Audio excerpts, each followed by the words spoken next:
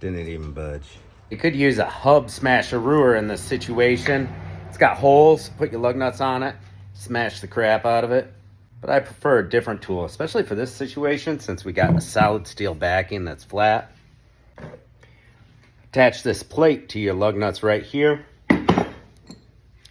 This bar fits into that square notch.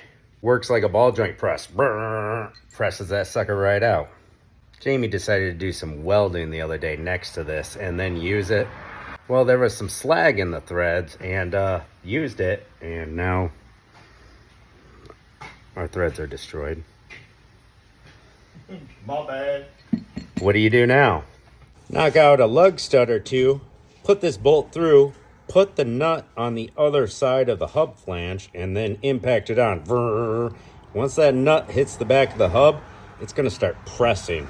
Just the same theory of operations here, guys.